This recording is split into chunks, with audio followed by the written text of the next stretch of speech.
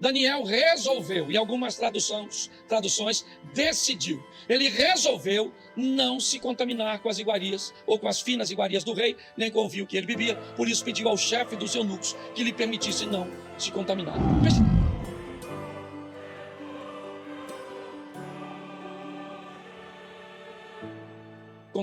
Preste atenção, ele estava decidido. Ele não é o único príncipe que foi para a Babilônia.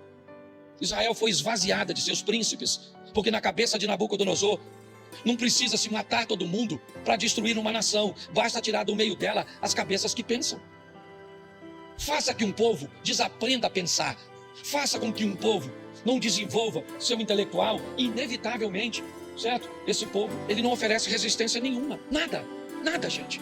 Essa semana eu passei na frente do quartel ali na Avenida Brasil, está entregue as traças. Eu me perguntei, estava conversando com minha esposa, eu me perguntei, querida, quantos dias o Brasil dura numa guerra mundial com o tipo de candidato que eles têm? Vai numa guerra. Quantos de nós aqui já deu um tirinho? Pode levantar a mão. Levanta a mãozinha assim. Isso aí. Se tem uma guerra mundial, provavelmente a gente morre nos 3 dias. E não vai ressuscitar igual Jesus, não. Certo? Pode até ressuscitar na glória. É só para você entender como as coisas são. Para eliminar um povo, basta tirar dele as cabeças que pensam.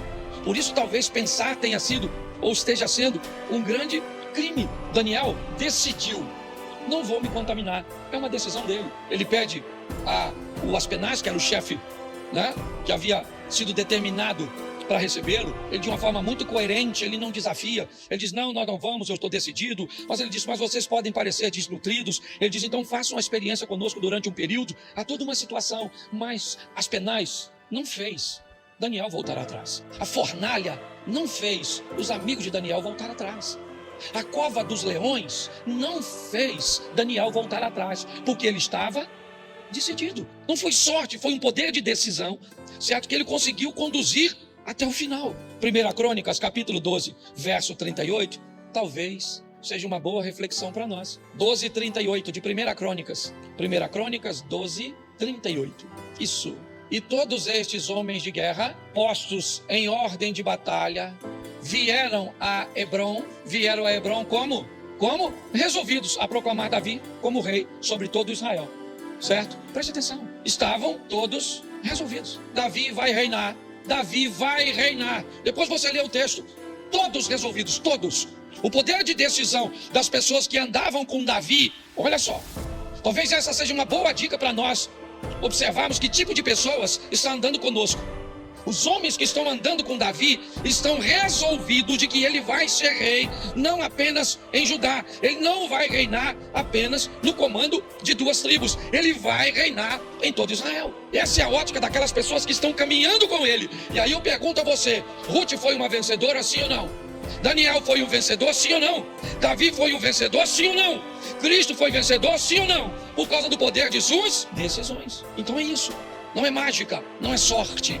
É poder de decisão, quem conduz isso adiante. E aí eu comecei a pensar, decidir pode não ser tão fácil, mas sustentar uma decisão pode ser pior ainda. Às vezes decidir é difícil, mas pior é se manter decidido durante o tempo inteiro. É guardar um tempo para o lazer apenas, para o descanso, para o refrigério, somente depois de alcançar. Enquanto não se alcança, não tem refrigério. Enquanto não se alcança, não se tem descanso. Não se esmorece. E parece que é isso que a Bíblia está nos ensinando. Então pode ser extremamente desafiador se manter na decisão. E aí eu comecei a pensar, então, o que é que sustenta uma decisão? O que é? O que as pessoas que decidiram têm em comum? As pessoas gostam de dizer que os vencedores fazem o tempo inteiro o que os perdedores fazem de vez em quando. Quando elas vão avaliar a vida do vencedor e do perdedor, me parece que foi isso que elas encontraram. O vencedor, ele faz o tempo inteiro o que o perdedor faz lá uma vez ou outra. Faz quando tem vontade, faz quando quer, faz quando bem lhe parece. Mas aí, olhando para Jesus, eu descobri que o que sustentou, hoje eu só quero pegar isso, a decisão de Jesus, o poder de decisão dele, foi o seu conhecimento em torno do que ele faria. Ele estava preparado para tudo. Eu vou salvar a humanidade. Não.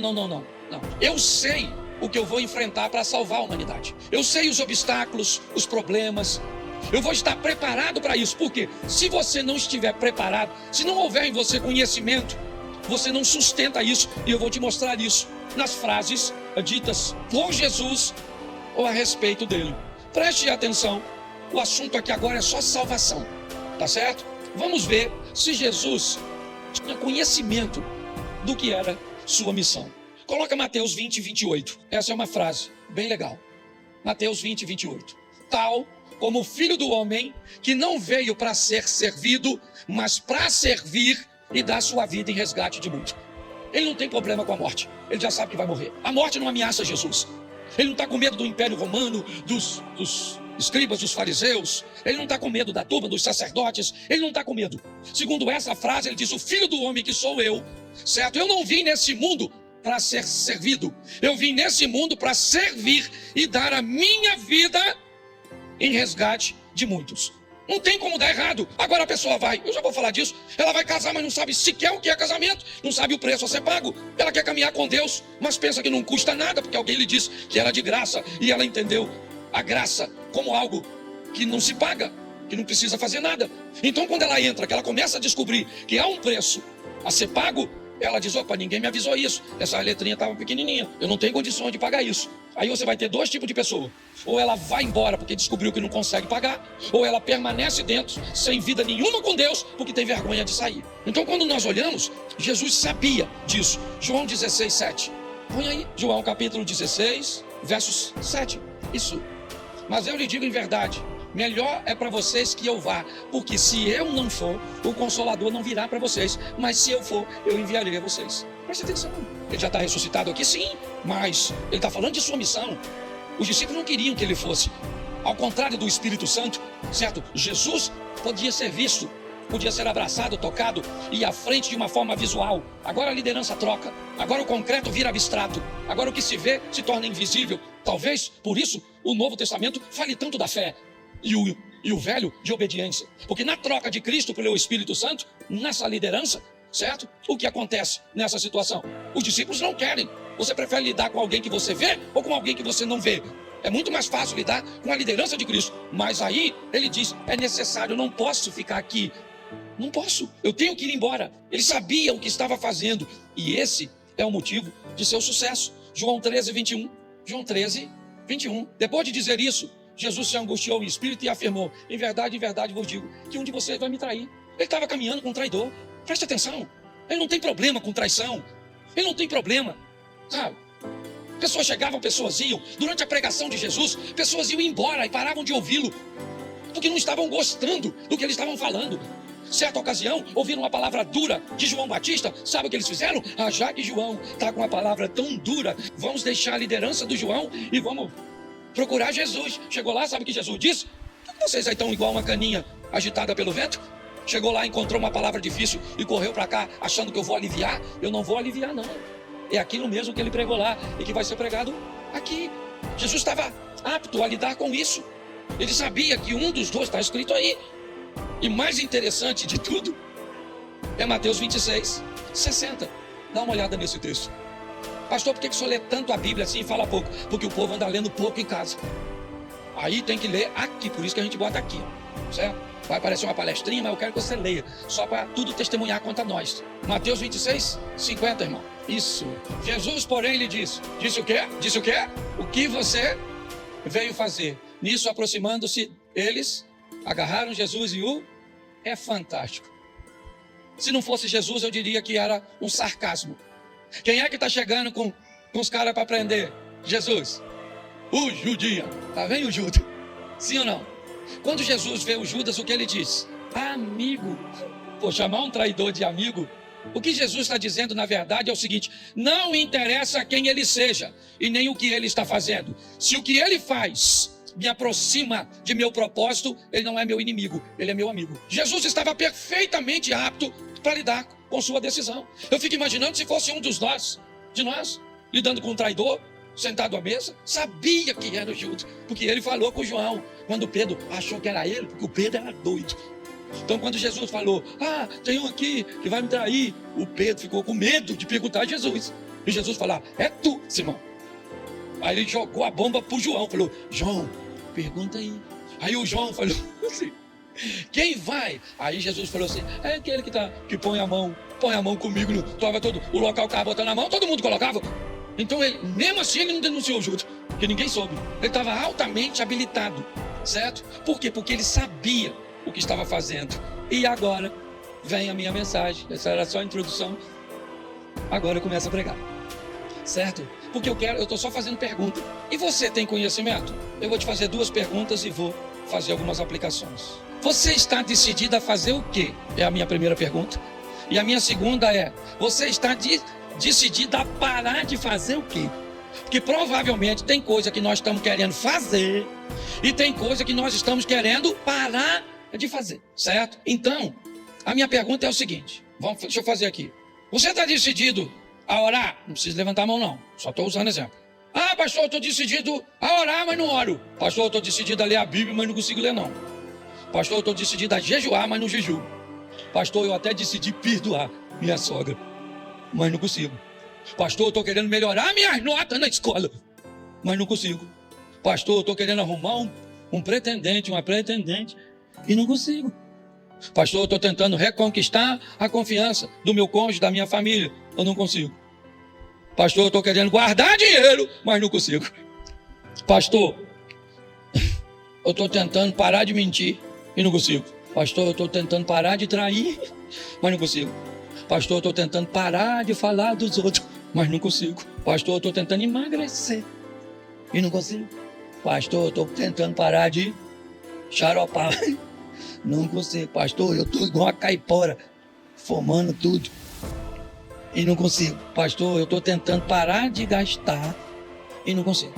Bom, por que é que nós não temos força para levar adiante essas decisões?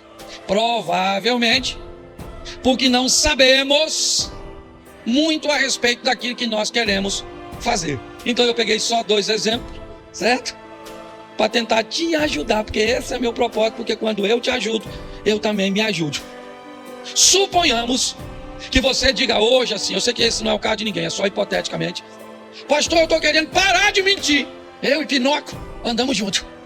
E aí eu vou te perguntar: o que você sabe sobre a sua mentira? Vamos lá? Qual é o tipo de mentira a sua? Aí você vai me dizer assim: pastor, mentira é mentira e leva para o inferno, sim ou não? Mas se você botar tudo no mesmo saco, você nunca vai conseguir parar de mentir. Então você tem que descobrir que tipo de mentiroso é tu, entendeu? Tá certo? E não lembre de ninguém agora, porque tem gente que vem pro culto e tem a coragem de dizer que Deus está falando com quem não veio. Já viu? Você fala uma palavra, a mulher fala: meu marido tinha que estar aqui para escutar isso. Deus trouxe a pessoa errada, a senhora. Deus se enganou na hora de trazer a senhora. Então a mensagem é para quem veio, não é para quem não veio não. Tá? A mensagem é para nós, certo? Nem que seja para nós instruirmos outros, mas a grande verdade é essa. Bom, então tem 2 tipos de mentira, ou de tipo de mentiroso aqui, que você vai lembrar de alguém agora. Não deveria, mas vai, certo? Eu minto para encobrir meus erros ou minhas irresponsabilidades. É o mentiroso, sabe, que ele esqueceu de fazer, ou estava com preguiça de fazer, ou fez errado e quebrou. E aí ele precisa de uma mentira para encobrir o erro, a preguiça. Por que você não foi no culto? Estava com febre. Pastor, aconteceu um problema. O que é isso? Isso é uma mentira para encobrir algo, certo? Que você se envergonha. Então você sabe que tipo de mentira você mais mente? Ô pastor, na verdade, a minha mentira nem é essa não. Eu sou altamente responsável, tá bom? Não tenho responsabilidade nenhuma, nem eu, nem ando quebrando nada. O meu tipo de mentira é para eu parecer melhor e ser aceito pelas pessoas. Você sabe que eu já vivi isso quando eu era novo? Às vezes eu estava num ambiente e alguém lançava um filme no cinema e menino, eu assim, naquela época eu não lembro assim quantas vezes eu fui no cinema não. Porque o dinheiro assim era... Pra você ter noção, eu tinha um sonho de comer aquela tortinha de banana do McDonald's. Olha o meu sonho. Sabe aquela música, o ladrão foi lá em casa, quase morreu do coração. Eu acho que foi composta lá quando eu morava lá na beirada do Rio, lá com meu pai lá que você trabalhava com o Valdir. Tô falando sério, uma casa tão apertada que pro sol entrar, nós tínhamos que sair. Não cabia nós e o sol. Mas quando alguém falava assim, viu o filme? Tal! Eu falava, vi, mas não lembro assim direito, que eu dormi. Naquela época, nós tínhamos vergonha de dizer que morava em Xerém. Quem saía, e se alguém perguntasse, nós morávamos em Petrópolis. Esse tipo de mentira, sabe aquela mentira para você, sabe, se sentir aceito, melhor. Você sabe que tipo de mentiroso é você? Se você não sabe, provavelmente você nem vai parar de mentir. Aliás, você já está dizendo que você não mente. Já está mentindo. Então pare e pense. O que você quer parar de fazer? Descubra como montar uma estratégia para parar de fazer de verdade. Não momentaneamente, mas de uma vez por todas, trazer uma transformação expressiva e significativa para a sua vida. O segundo exemplo é bem simples. Pastor, eu quero orar, mas eu não consigo. Eu quero orar. Olha só, eu minto e quero parar de mentir. Eu não oro e quero começar a orar. Preste atenção, que eu estou mostrando a você uma coisa que eu faço e não consigo parar, e uma que eu consigo, que eu tenho que fazer e quero, mas não consigo. E aí eu separei algumas coisinhas para motivar você a orar. Como eu disse, se Jesus sabia o que estava fazendo, nós também precisamos saber. Eu tenho conhecimento do que é oração? Como é que eu começo? Posso falar como pastor de vocês?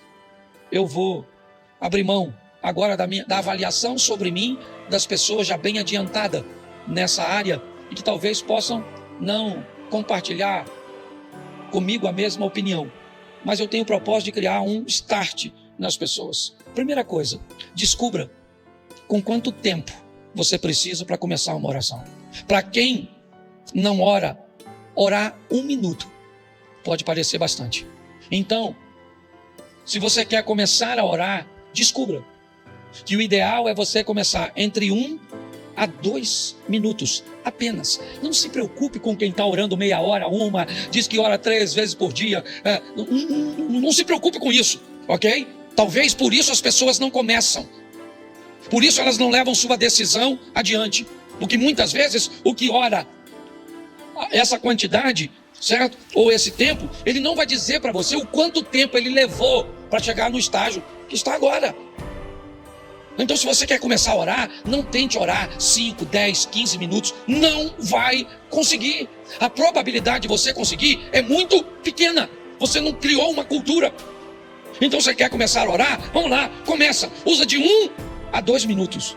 Pastor, mas o que é que eu falo? De 1 a 2 minutos. Começou no 17. Eu vou mostrar para vocês o que é 2 minutos. Imagine que eu estivesse orando.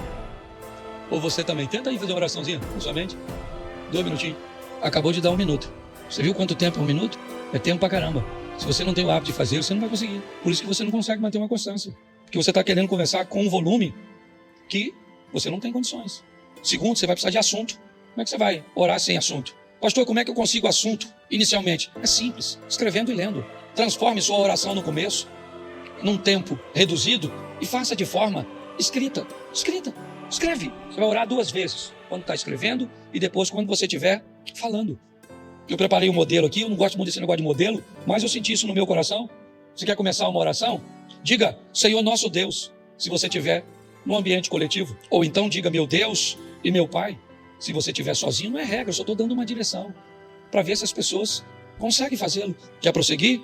Em nome de Jesus e por seu sangue, eu peço perdão pelos nossos pecados, se estiver em grupo, ou pelos meus, se eu estiver sozinho. Então deixa eu continuar e fazer. Senhor, nosso Deus, em nome de Jesus, e por seu sangue eu peço perdão pelos nossos pecados. Agora, vamos dividir. Eu quero te agradecer por me salvar, prover, me sustentar. Estabelece a sua lista de agradecimento. Senhor, eu quero te louvar por tua bondade, misericórdia e maravilhas, e o louve em oração, certo? Eu quero agora interceder por fulano, ciclano, beltrano, pela doença, pela libertação, por isso, por aquilo outro, e eu termino a minha lista de intercessão. Agora, Senhor, eu quero falar com o Senhor a meu respeito, e preciso disso, melhorar assim, fazer isso. Escreve isso nessa ordem e provavelmente você vai chegar perto dos 5 minutos na sua primeira oração. Mas se você não criar um ambiente para que você treine, provavelmente vai passar, né? E aqui eu dei só de oração e usei só um exemplo simples sobre a questão da mentira. Só saber que tipo de mentira é minha. Eu estou com problema de autoimagem, autoafirmação, então provavelmente eu sou o segundo mentiroso. Eu estou com problema de irresponsabilidade e medo de enfrentar meus erros, eu sou o primeiro mentiroso. Ou então, eu posso estar sofrendo com as duas mentiras, dependendo do que eu esteja vivendo. A grande pergunta é, não mudamos por quê? Se estamos num ambiente de mudança, de transformação. Se temos no nosso meio um Espírito que pode nos fortalecer, temos um Cristo que pode fazer coisas extraordinárias, temos, talvez não tivéssemos um ensino que Deus tem nos despertado no ambiente de revisão, mas para que possamos sair daqui e colocar nossa vida num trilho, num ambiente onde eu consiga mudar 3, 4, 5% por mês. A caminhada cristã não é uma prova de velocidade, ela é uma prova de resistência. A grande questão é, há quanto tempo eu estou aqui e nada acontece? Ou sempre acontece na vida dos outros, ou tem um grupo na igreja me enrolando para me manter aqui, tirar meu tempo, tirar meu dinheiro, certo? Ou tem uma postura inadequada minha nesse ambiente. Então eu quero que você saia daqui entendendo, né, o seu poder de decisão. Eu vou me decidir, isso vou, então tá bom. Eu vou, deixa eu pegar aqui, certo? Eu estou decidido a melhorar minhas notas. O que eu preciso fazer para melhorar minhas notas? Se eu usasse esse exemplo, como é que eu faria isso para melhorar minhas notas? Eu estudaria? Sim ou não? Sim ou não? Mas isso me garante tirar boas notas? Só estudar?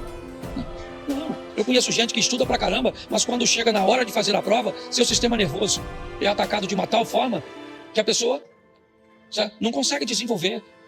Eu conheço pessoas que dizem, pastor, eu estudei, no dia da prova, sabe o que aconteceu? Não caiu nada do que eu estudei. Nós estávamos ontem jantando na casa de meu cunhado, falando sobre essas questões de renovação, de carteira de habilitação. Eu, quando fui renovar a minha, eu fiz aquele simulado lá, sei lá, umas 30, 40 vezes. Mas sabe o que eu fiz? Eu falei, Senhor, olha, eu estudei aqui lá e fiz uns 30, eu fiz um montão de vezes. Mas eu fico meio nervoso. Então eu vou pedir um negócio, Senhor, faz cair as coisas que eu estudei.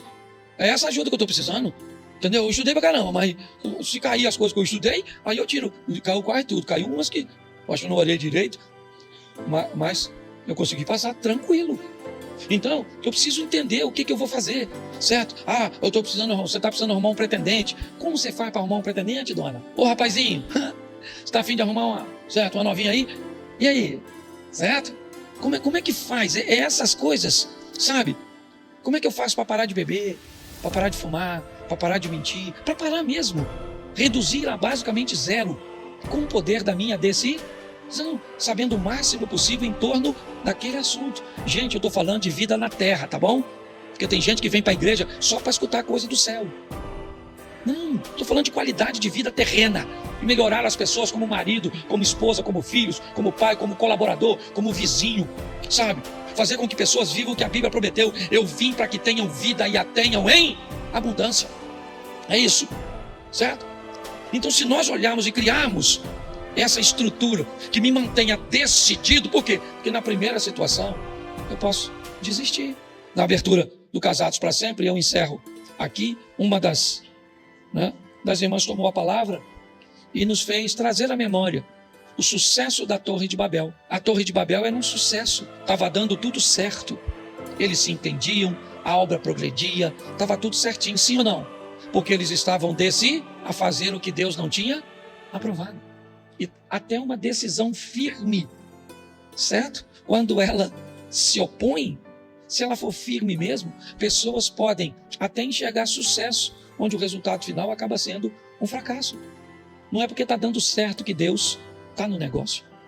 Eu acho que vale a pena nós levarmos isso para casa e refletirmos sobre isso. Fazer uma listinha, sabe, do que eu quero fazer uma listinha do que eu não quero fazer e pegar uma coisa do que eu quero começar a fazer e pegar uma coisa que eu quero parar de fazer e trabalhar essas duas coisas só, uma de cada vez, uma só. Obteve êxito nela? Beleza, agora eu vou pegar na minha listinha o segundo. Olha, agora eu tenho que perdoar. Nossa, meu pai fez isso, fez aquilo outro, minha mãe fez isso. Eu quero perdoar e não consigo. Então eu vou trabalhar o perdão.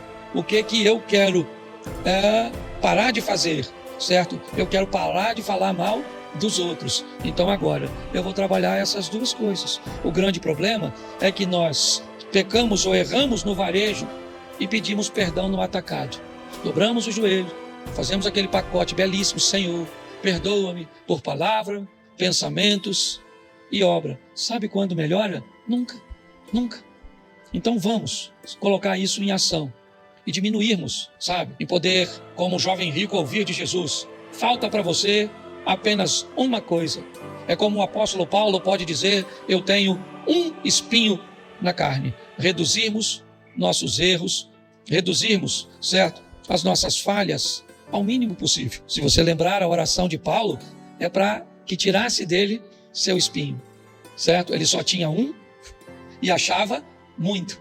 Ele mesmo diz: dos pecadores eu sou o maior, o primeiro, certo? Mas quando ele ora, o que ele ouviu? A minha graça te basta. Mas olha o nível que ele chegou.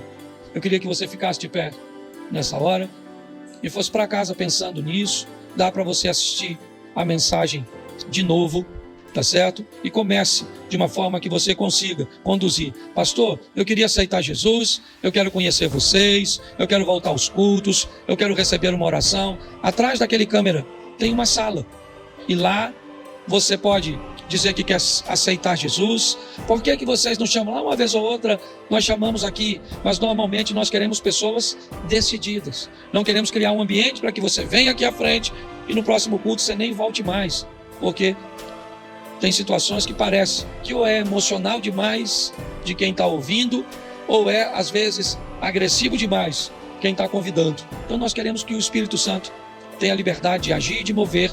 Não se envergonhe de passar lá: não quero só pedir uma oração, ou quero saber qual é o próximo culto, como é que eu faço para participar de uma escola aqui com vocês, tá certo? E tenha informações lá. Feche seus olhos.